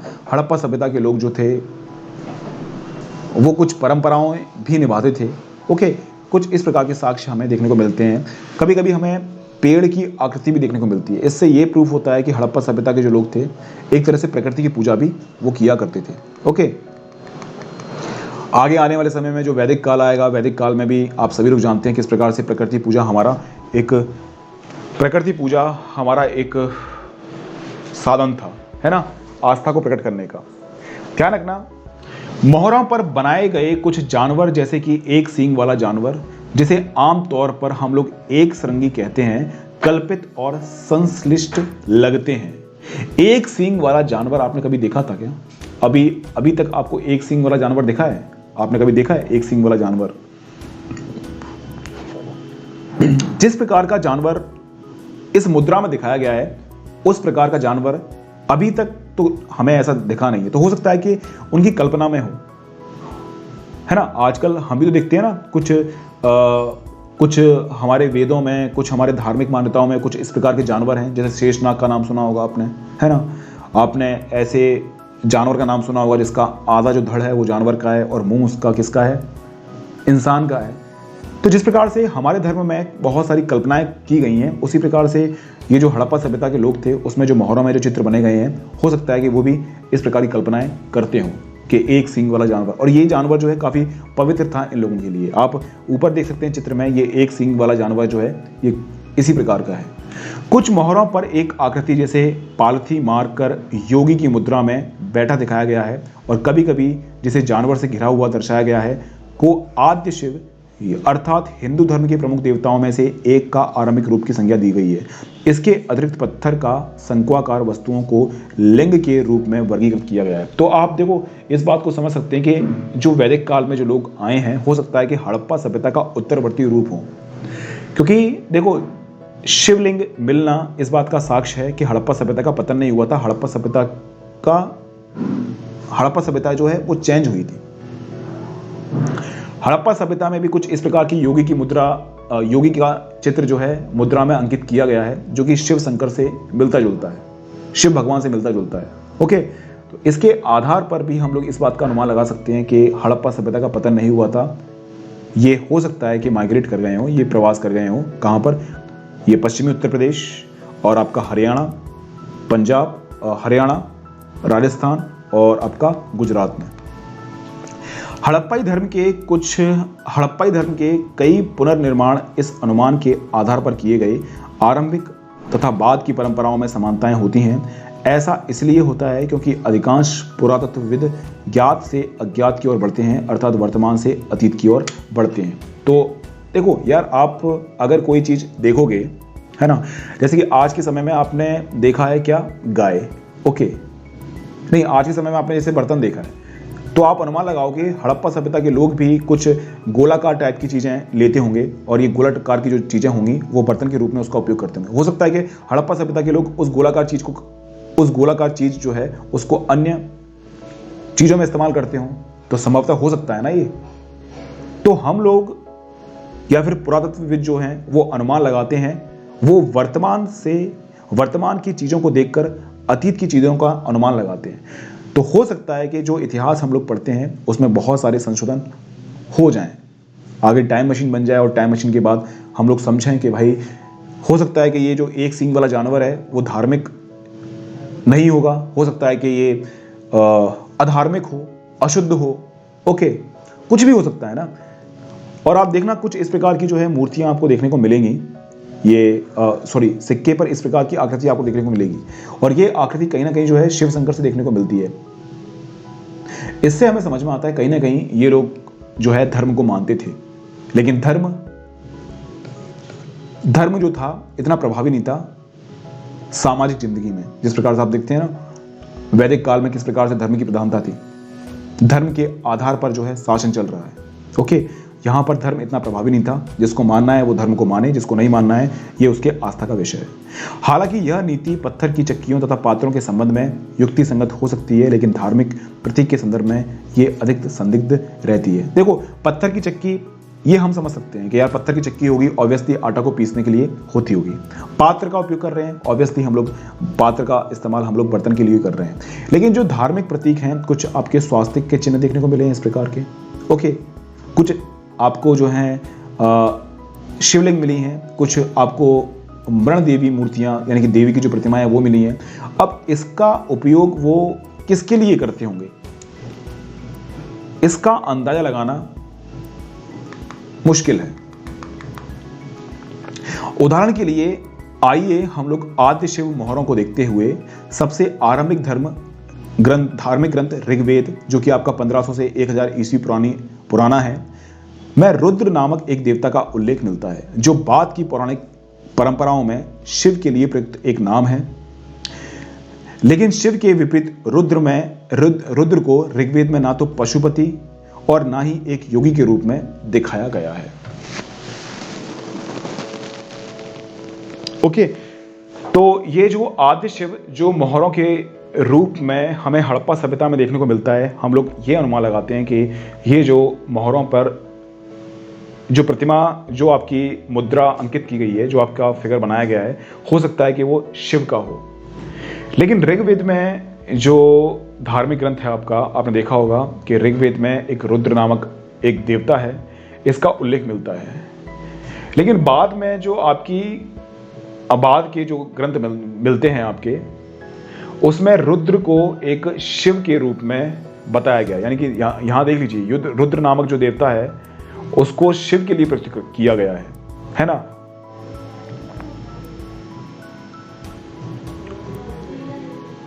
तो ध्यान रखना ये सब चीजें कभी कभी देखने को मिलती हैं कि कभी कभी हम लोग कोई चीज जो होता है पढ़ने में हमें बहुत सारी समस्याएं आ जाती हैं, कुछ लिखा कुछ और है और हम समझते कुछ और है। कभी कभी आपने देखा होगा ना कि हमारे धार्मिक ग्रंथों में कुछ बातें लिखी गई हैं, हम लोग उन बातों को दूसरे अंदाज से पढ़ते हैं, अंदाज पढ़ने का अलग अलग होता है।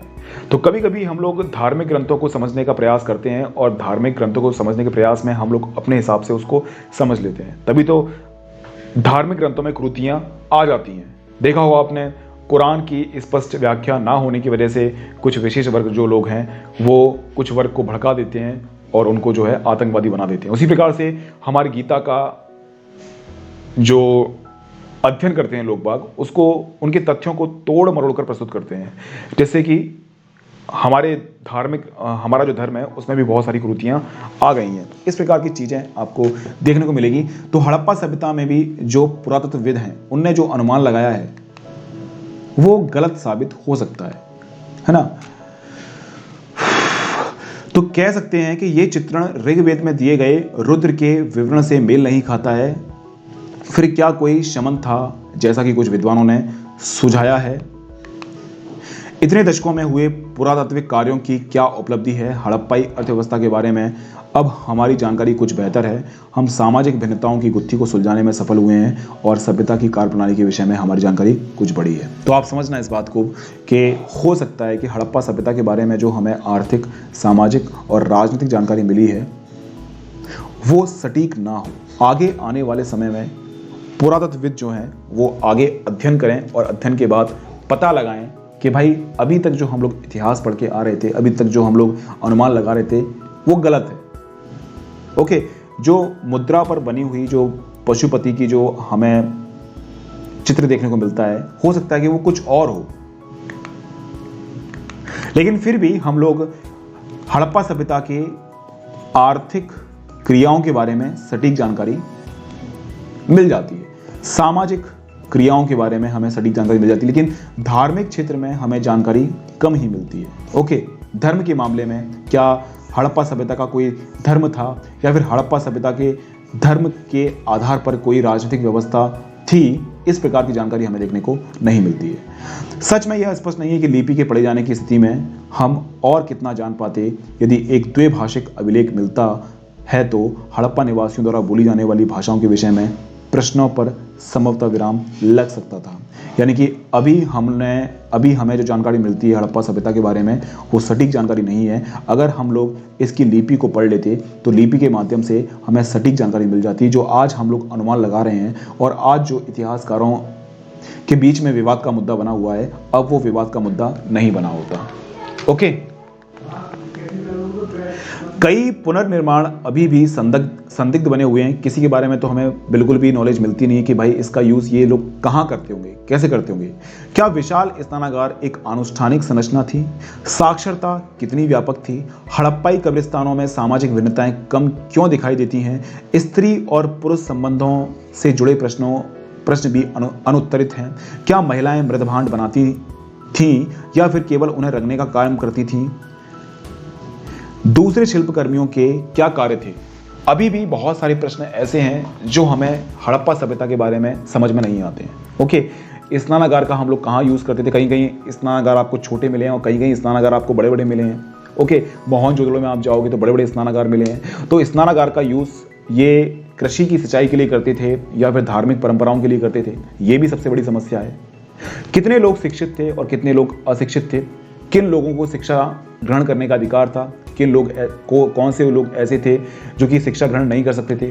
वहाँ पर सामाजिक समानता, धार्मिक समानता, आर्थिक समानता देखने को मिलती थी या फिर नहीं मिलती थी, या फिर असमानताएं थी वहाँ पर सामाजिक आर्थिक? जिस प्रकार से आज के समय में आप देख सकते हैं किस प्रकार से असमानताएं हैं गरीब और अमीर में, ऊंच और नीच जाति में। ओके, इसी प्रकार से जो आपके स्त्री और पुरुष हैं, यानी कि किस प्रकार का संबंध था, किस प्रकार से इनका विवाह होता था, तलाक परंपराएं कौन कौन सी थी? महिलाएं मृतभांड बनाती थी या फिर पुरुष बनाते थे, है ना? महिलाओं के स्पष्ट रूप से कार्य क्या थे? क्या महिलाएं वो कार्य भी कर सकती थी जो पुरुष करते थे? क्या महिलाओं को बराबरी का अधिकार था? ये सभी चीजें अभी तक नहीं जानी गई हैं हड़प्पा सभ्यता के बारे में। नारी मृण मूर्तियों का क्या उपयोग था? ये जो बड़ी बड़ी मूर्तियां आपको देखने को मिली हैं, व्यापक मात्रा में आपकी स्त्रियों की मूर्तियां देखने को मिली हैं, इसका उपयोग क्या था? कहां पर ये लोग जो हैं इन मूर्तियों का उपयोग करते थे? इसका पता अभी तक हम लोग लगा नहीं पाए हैं। हड़प्पा सभ्यता के संदर्भ में स्त्री पुरुष संबंध से जुड़े हुए पहलू कम विद्वानों ने अन्वेषण किए हैं कि स्त्री और पुरुष में संबंध क्या थे। क्या केवल इतने ही संबंध थे स्त्री और पुरुष में कि अपनी जो संतान है, अपना जो कुल है, उसको आगे बढ़ाना, है ना? तो आगे आने वाले जो आपके पुरातत्वविद हैं वो समाज के बारे में एक नई जानकारी ग्रहण कर सकते हैं। जो आपके पहले वाले पुरातत्वविद हैं उन लोगों ने बहुत सारी चीजें अभी छोड़ दी हैं।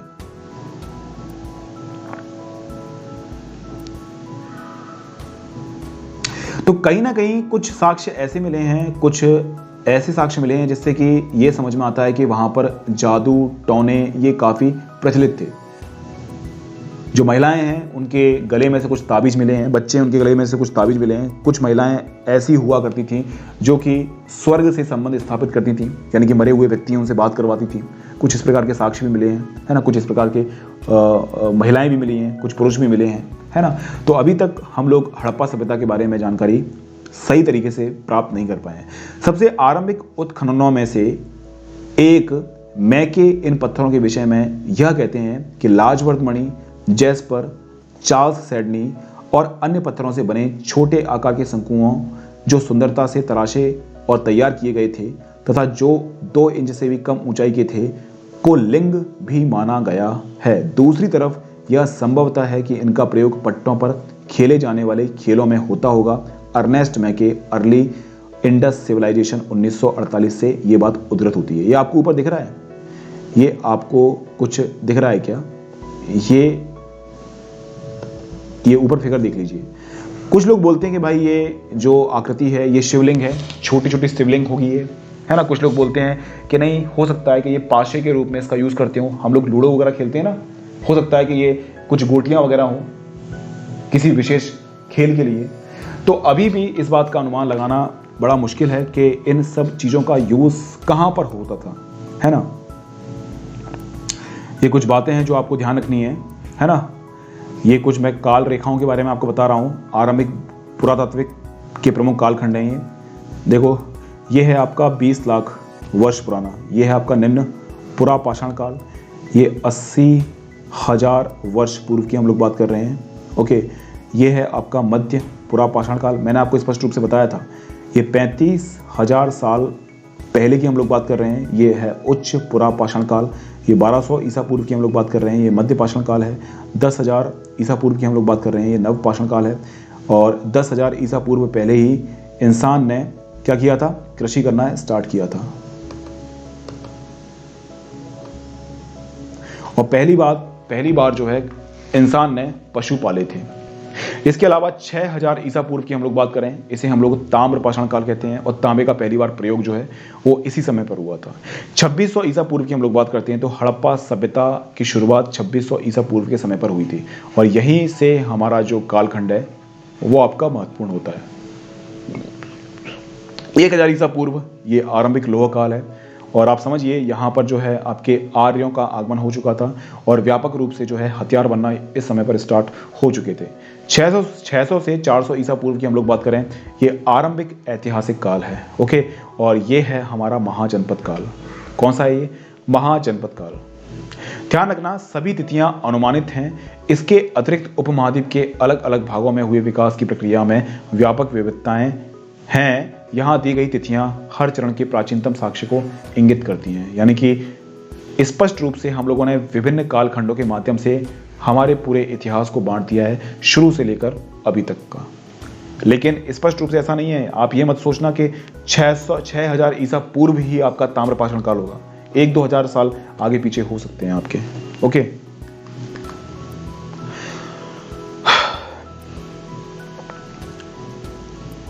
ध्यान रखना, कुछ मैं आपको बता रहा हूँ, कुछ विकास बता रहा हूँ। हड़प्पाई पुरातत्व के विकास के प्रमुख चरण हैं।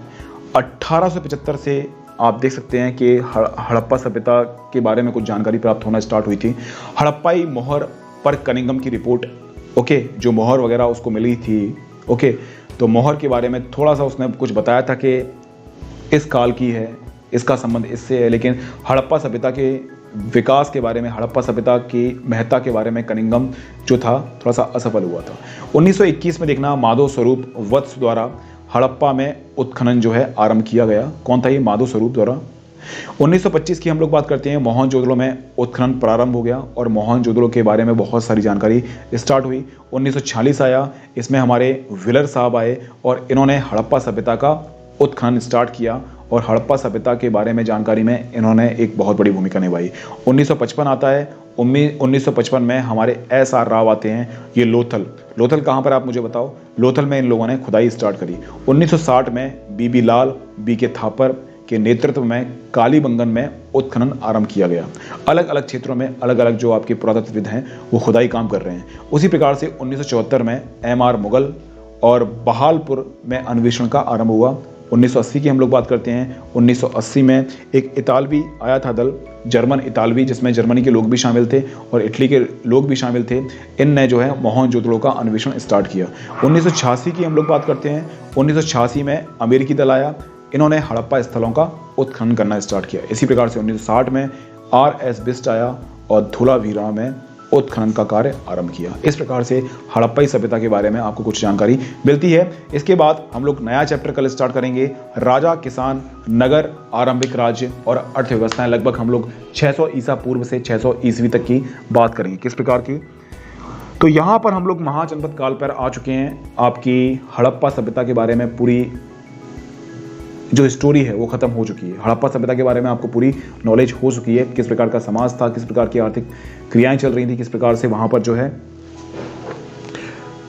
विकास चल रहा था। हड़प्पा सभ्यता का पतन किस प्रकार से हुआ था, कौन कौन से आपके पुरातत्वविद आए, उन लोगों ने किस प्रकार से सर्वेक्षण किया, और इतिहास को जानने के लिए कौन कौन से साक्ष्य आपके लिए महत्वपूर्ण होते हैं, इन सब के बारे में आपने जानकारी देखी। हड़प्पा सभ्यता का पूरी तरीके से अब समापन हो चुका है। कल हम लोग नया चैप्टर स्टार्ट करेंगे, राजा, किसान, नगर, आरंभिक राज्य, यानी कि हम लोग महाजनपद काल स्टार्ट कर देंगे। इसकी जो समय अवधि है 600 ईसा पूर्व से 600 ईस्वी की हम लोग बात करेंगे। ओके, आपको पीडीएफ कहाँ मिलेगी? ये आपका टेलीग्राम ग्रुप है BS लाइव भूपेंद्र सिंह, यहाँ से आपको पीडीएफ मिल जाएगी। जो भी लेक्चर हुए हैं सारे के शुरुआत से लेकर एंड तक आपको फाइल में जाना है, फाइल में आपको सर्च करना पड़ेगा, क्योंकि मैं बहुत सारी चीज़ें जो हैं आपको अवेलेबल करवाता हूँ। ओके, नोट्स वगैरह सब आपको वहाँ मिल जाएंगे। टेलीग्राम ग्रुप जो है आप ज्वाइन कर लेना। ओके, तो आप सभी के सहयोग के लिए बहुत बहुत धन्यवाद। NCERT चल रहा है और NCERT से जुड़े रहें, काफ़ी फ़ायदा मिलेगा आपको NCERT का। चलो ठीक है, मिलते हैं कल फिर